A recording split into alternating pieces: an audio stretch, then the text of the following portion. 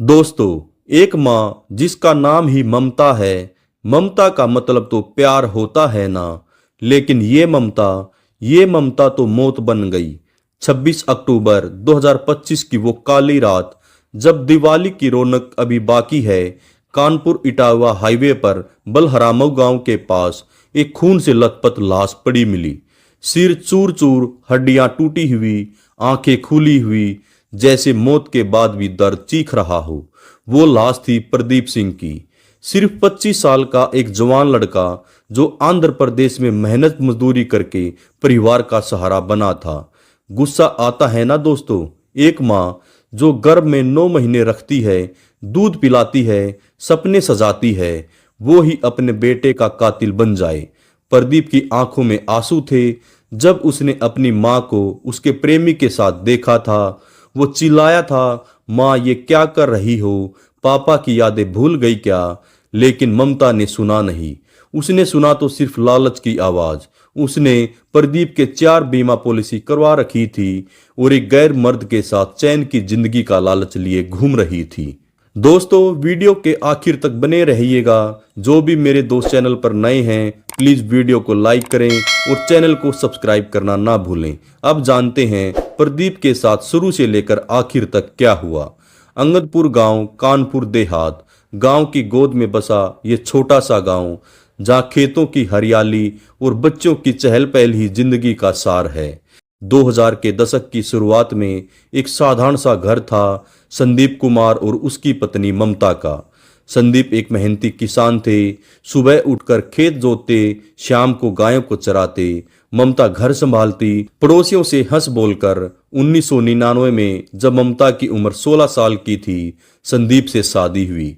गांव की परंपरा के मुताबिक सादा सा विवाह, लेकिन प्यार भरा। फिर आया प्रदीप। 2000 में दीपावली से ठीक बाद ममता ने 12 घंटे की तड़प के बाद उसे जन्म दिया। गांव के डॉक्टर ने कहा, बेटा है, स्वस्थ है। संदीप की आंखों में खुशी के आंसू थे। नाम रखेंगे प्रदीप, दीपावली का दीपक। प्रदीप बचपन से ही चमकता था। गांव के स्कूल में टॉपर, खेल का शौकीन, माँ की गोद में लेटकर कहानियां सुनता।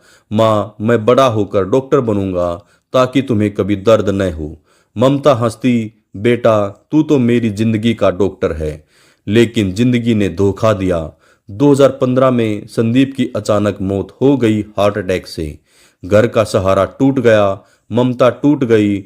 प्रदीप तब 15 साल का था। स्कूल छोड़कर मजदूरी करने लगा। माँ चिंता मत करो, मैं संभाल लूंगा।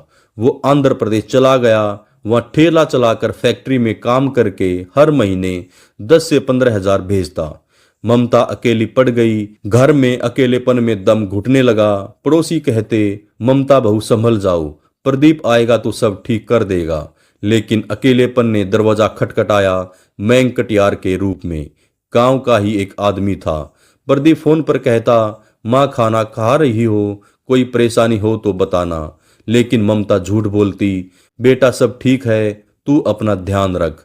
लेकिन दिल में सुलग रही थी आग, अकेलेपन की, लालच की। प्रदीप को क्या पता, उसकी मां की आंखों में अब प्यार नहीं, बल्कि एक साजिश पनप रही थी। संदीप की मौत के बाद अंगदपुर गांव शांत था, लेकिन ममता के दिल में तूफान। वो 35 साल की हो चुकी थी, खूबसूरत लेकिन विधवा। गांव वाले सहानुभूति दिखाते, लेकिन अंदर ही अंदर चुगली करते, अकेली औरत संभल जाए वरना। ममता खेतों में काम करती, लेकिन रातें कटती नहीं। फिर आया मैंग कटियार, 33 साल का गांव का ही शख्स, लंबा सावला, लेकिन आंखों में चमक। वो चमक जो लालच और हवस की होती है। मैंग का परिवार गरीब था, लेकिन वो शातिर था। गांव में छोटे मोटे धंधे करता, कभी स्मगलिंग, कभी जुआ। उसका बड़ा भाई ऋषि कटियार एक बदमाश था। मैंग पहली बार ममता से मिला 2016 में, गांव के एक मेले में। ममता अकेली घूम रही थी। प्रदीप का फोन आया था, माँ मेले मत जाना, खतरनाक है। लेकिन ममता गई। मैंग ने देखा कितनी खूबसूरत औरत है और उसकी मदद की। बहन जी ये मिठाई लीजिए। संदीप भैया की याद आ गई। ममता का दिल पिघला। धीरे धीरे बातें बढ़ी। मैंग घर आने लगा, चाय पिलाओ ममता जी। बातें प्यार में बदल गई। 2017 तक दोनों के बीच अवैध संबंध हो गए। गांव वाले फुसफुसाते, लेकिन मयंक धमकाता, चुप रहो नहीं तो तुम्हारे साथ ठीक नहीं होगा। ममता बदल गई। प्रदीप को फोन पर कहती, बेटा ज्यादा पैसे मत भेज, मैं संभाल लूंगी। लेकिन अंदर लालच जाग रहा था। मयंक बोला, ममता प्रदीप कमाता है ना, बीमा करवा लो इसका, कुछ हुआ तो लाखों मिलेंगे, हम चैन से जिएंगे। शुरू में ममता हिचकिचाई, लेकिन लालच जीत गया। 2024 में प्रदीप के नाम पर 4 बीमा पॉलिसी हुई, हर एक के 40 लाख रुपए, कुल मिलाकर 1 करोड़ 60 लाख रुपए की पॉलिसी हुई।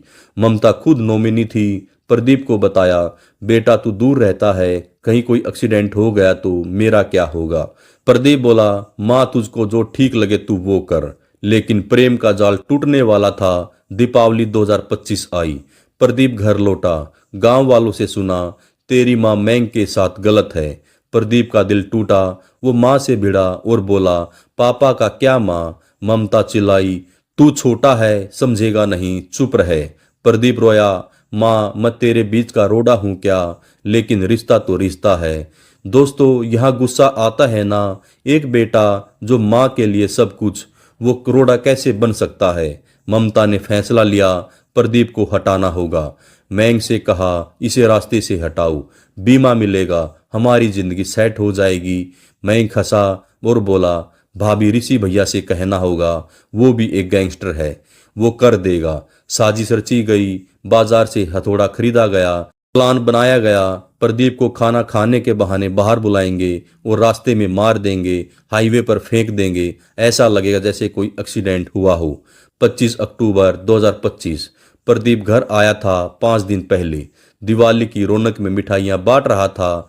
दादा जगदीश नारायण से कहा, दादाजी माँ खुश नहीं लग रही, कुछ तो बोलो। जगदीश ने ममता को समझाया, बेटी प्रदीप सही कहता है, संदीप की आत्मा रो रही होगी। ममता चुप रही, लेकिन अंदर साजिश पक रही थी। मैं फोन पर बात कर रहा था ममता से, बोला कल 7 बजे इस प्रदीप का काम तमाम कर देंगे। ऋषि कार लेकर आया, होटल का बहाना बनाया और बोला, प्रदीप कहीं बाहर खाने चलते हैं। 26 अक्टूबर शाम 6 बजे प्रदीप कमरे में सामान पैक कर रहा था, कल आंधर लौटना था। ममता आई, मुस्कुराई, बेटा आज होटल चलेंगे, तू आया है ना, स्पेशल डिनर करेंगे। प्रदीप खुश हुआ, माँ तुम्हारे साथ। हाँ, वो बोली, चलो चलते हैं। माँ की मुस्कान में जहर घुला था। बाहर कार खड़ी थी, ऋषि ड्राइविंग सीट पर बैठा था, मयंक पीछे था। प्रदीप भी बैठ गया और वो बोले, चाची जी होटल चलते हैं। ममता बोली, मैं थोड़ी देर में आती हूँ, रास्ते में मिलूंगी। रास्ता मुंगीसापुर की ओर जाने लगा, कार में बातें होने लगी। प्रदीप बोला, माँ ने मेरा बीमा करवाया है, मुझे सेफ रहना है। मैं अंदर से सिहर गया। अचानक कार रोकी सुनसान जगह पर। ऋषि पीछे मुड़ा, हाथ में हथौड़ा था। प्रदीप चौंका, ये क्या। पहला वार सिर पर, खून बहा।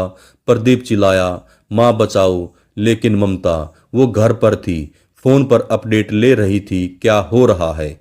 दूसरा वार, तीसरा वार, प्रदीप की आंखें बंद हो गई। सिर्फ 25 साल की उम्र में सपने अधूरे रह गए। शव को हाईवे पर फेंका गया, कानपुर इटावा रोड, डेरापुर थाना एरिया। हथौड़ी साफ की गई, कार छुपाई गई।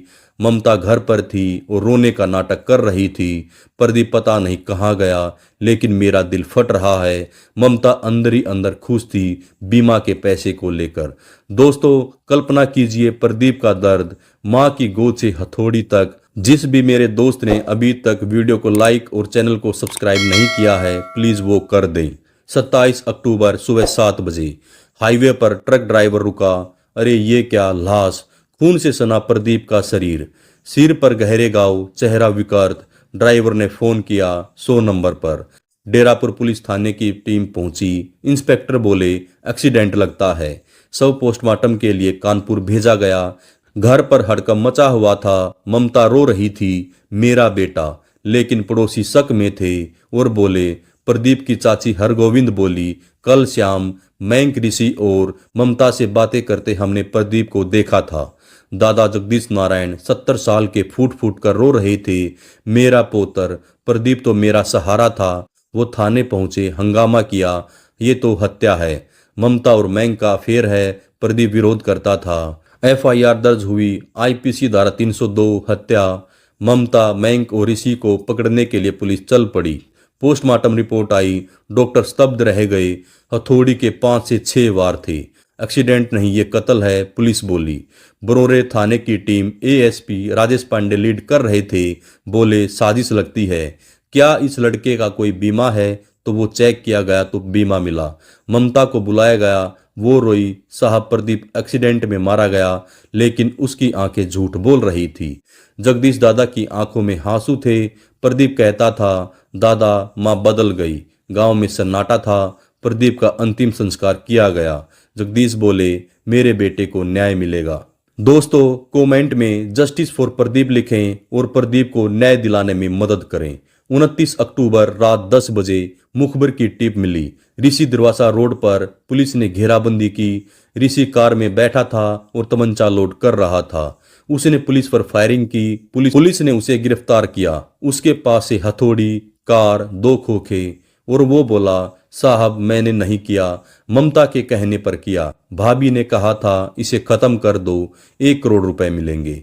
30 अक्टूबर शाम मयंक रायपुरा में दूसरी मुठभेड़ में पकड़ा गया।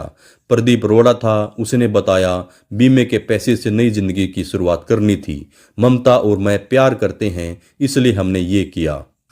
तीनों ने अपने जुर्म को कबूल कर लिया है। अब वो पुलिस हिरासत में है। दोस्तों ये कहानी खत्म हुई, लेकिन प्रदीप का दर्द जिंदा है। ममता जेल में सजा काटेगी, लेकिन खोया सहारा नहीं लौटेगा। लालच इंसान को हैवान बना देता है। रिश्ते निभाओ, परिवार को संभालो। अगर आपकी जिंदगी में कोई रोड़ा लगे तो बात करो, न कि तोड़ो। प्रदीप जैसे हजारों बेटे मेहनत करते हैं, उनका सम्मान करें। अगर आप सभी को हमारी वीडियो अच्छी लगे तो चैनल को लाइक, शेयर और सब्सक्राइब जरूर करें। नमस्कार, धन्यवाद, जय हिंद, जय भारत।